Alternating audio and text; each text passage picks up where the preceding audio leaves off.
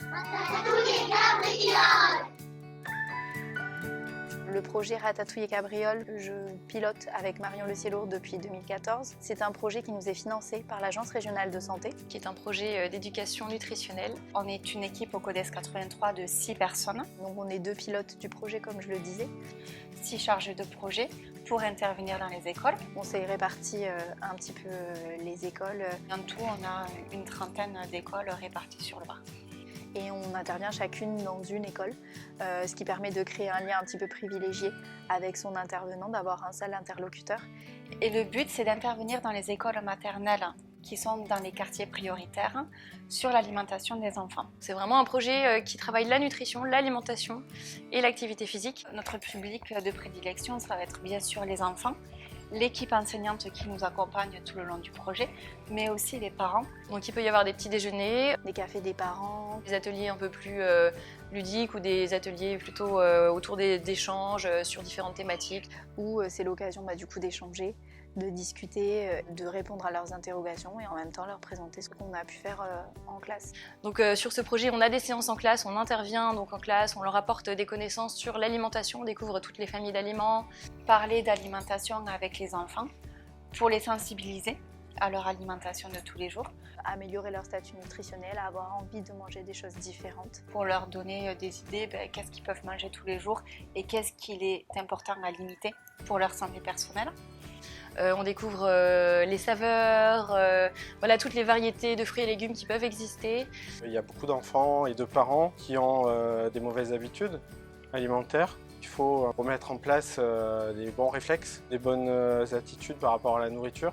Je pense qu'il y a beaucoup de parents qui cèdent par facilité et qui donnent vraiment ce que veulent les enfants et c'est pas bon, quoi. Il y avait une demande qui était faite par rapport justement à la santé. On a réussi à tisser des partenariats forts avec les équipes éducatives. Cette année, on a fait intervenir le CODES comme l'année dernière. Et on espère continuer l'année prochaine pour que tout le cycle sur 3 ans, comme ça tous les enfants ont vu les 3 domaines qu'on étudie.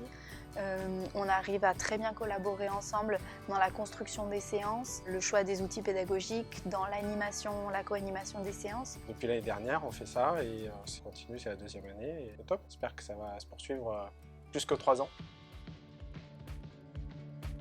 Café des parents à l'école Jaïcar.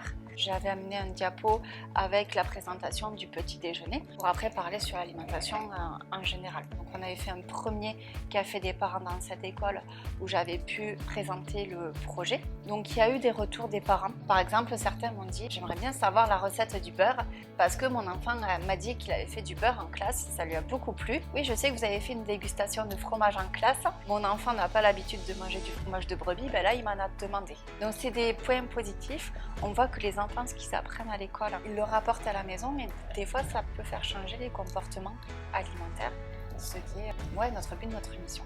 On a un moment où on va préparer en fait le petit déjeuner, on va tout organiser sous forme de buffet. C'est les parents qui mettent la main à la pâte. On prépare une table pour les féculents, les fruits, des produits laitiers et bien sûr sans oublier quelques produits sucrés pour donner un peu de gourmandise à tout ça. On accueille les enfants, donc les maîtresses viennent avec les enfants. On leur explique un peu qu'est-ce que c'est que le petit déjeuner équilibré. Ils viendront au fur et à mesure se servir au buffet pour pouvoir équilibrer leur petite assiette de petit déjeuner. Quand j'arrive dans les écoles, on commence à installer un petit peu soit avec la maîtresse, soit avec la TSEM, les ateliers qu'on va mettre en place dans la première classe. En général, on arrive à faire des séances, on fait grosso modo des séances d'1 heure. On co-anime l'atelier ensuite, on fait un premier temps de regroupement où on présente un petit peu le sujet, la thématique qu'on va aborder aux enfants. Ensuite, on se répartit en petits groupes.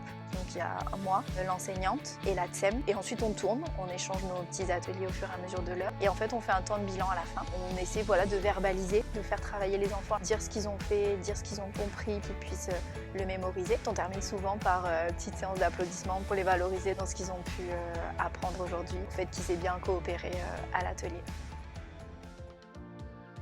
Au fur et à mesure des années, ce projet a gagné en importance. C'est un projet qui fonctionne bien. Les enfants sont hyper réceptifs. C'est un projet qui fonctionne. C'est vrai qu'on a l'adhésion des enseignants, des équipes d'ATSEM aussi. Et les parents aussi sont toujours ravis de cet emparement. J'arrive dans l'école avec ma petite mascotte Ils s'attendent déjà à ce qu'on fasse quelque chose de différent de ce qu'ils ont l'habitude de faire en classe. On essaie vraiment toujours de créer des ateliers qui sont ludiques, le maximum de manipulation parce qu'on sait que c'est vraiment un facteur d'apprentissage fort. Ils manipulent beaucoup et donc ça c'est intéressant pour eux. Ils retiennent vraiment beaucoup de choses. On a beaucoup d'enfants qui disent « Ah ben à la maison j'ai mangé ci, j'ai mangé ça, oh là là j'ai eu ça pour mon anniversaire, c'était sucré ». Ils sont ravis, ils sautent de joie quand ils voient que ça crée encore plus d'engouement à apprendre, à avoir envie de découvrir, à avoir envie de découvrir de nouvelles saveurs, découvrir de nouveaux goûts et améliorer leur santé par la nutrition en tous les cas.